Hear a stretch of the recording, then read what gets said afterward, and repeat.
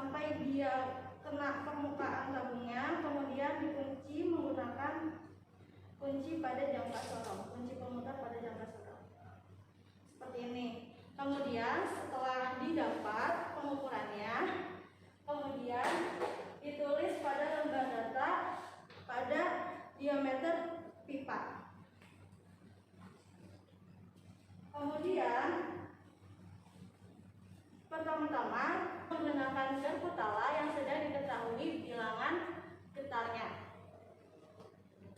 Pada garpu tala ini bilangan getarnya itu 392 Hz.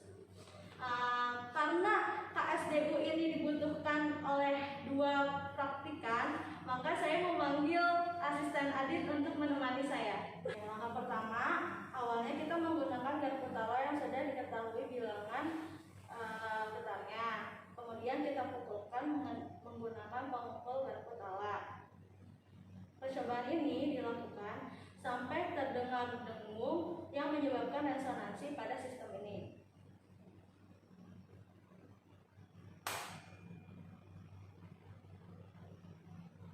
Pada titik ini, pada jarak 9 cm tidak terdengar dengungan yang menandakan tidak ada resonansi pada sistem ini.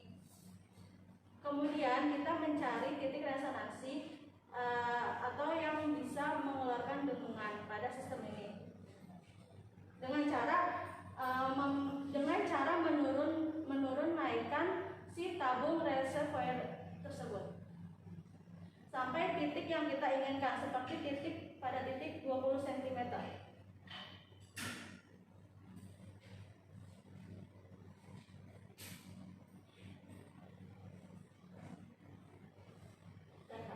Setelah berada pada posisi 20 cm, kemudian selang dijepit agar posisi air yang sudah ditentukan tidak dapat berubah.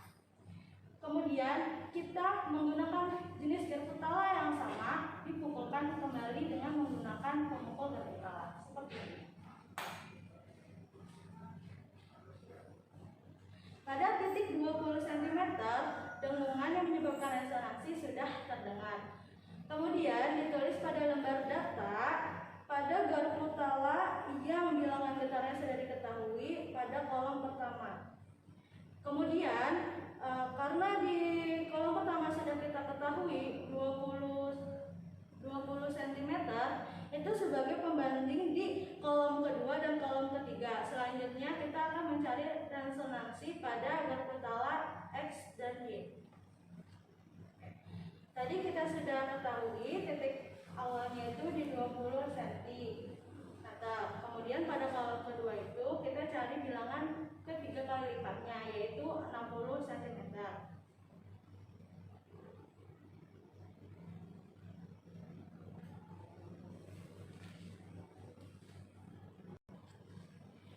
Jika sudah mengenai titik 60 cm seperti tadi, pipanya harus dikencangkan agar posisi air tidak berubah, dan jika pada tabung reservoir ini penuh, air bisa dikeluarkan.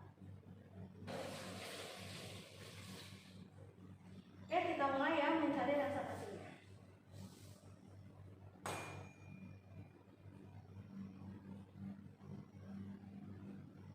Pada posisi 60 cm ini memang sudah ada dengung yang menyebabkan resonansi. Tetapi kita boleh mencari di titik lebih atas atau lebih bawah agar menemukan dengung yang lebih kuat daripada dengung sebelumnya.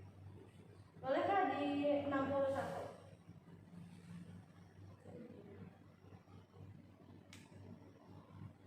Kita coba.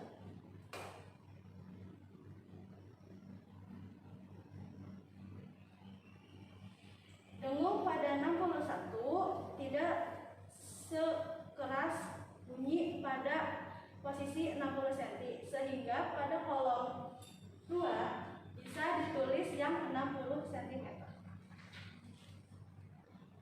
Selanjutnya di kolom 3 kita menggunakan kelipatan yang kelima dari titik yang awal yang 20 cm. Berarti jarak yang kita pakai sekarang yaitu 100 cm.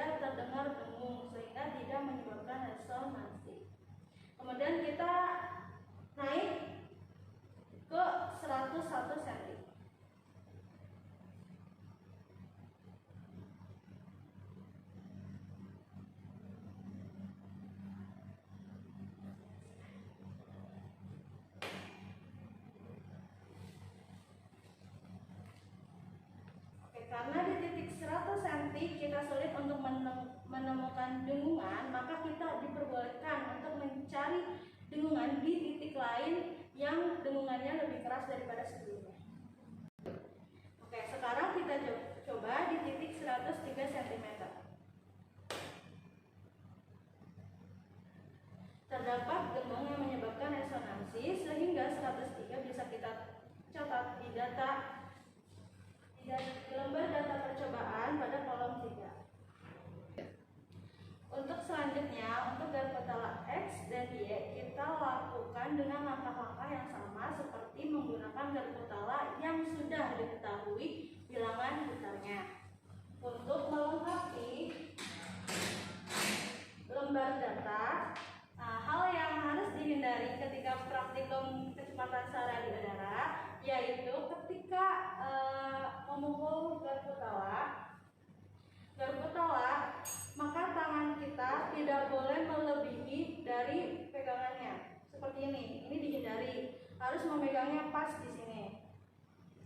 Kemudian ketika sudah memukul, hindari juga garputala yang sudah bergetar tadi mengenai permukaan si tabung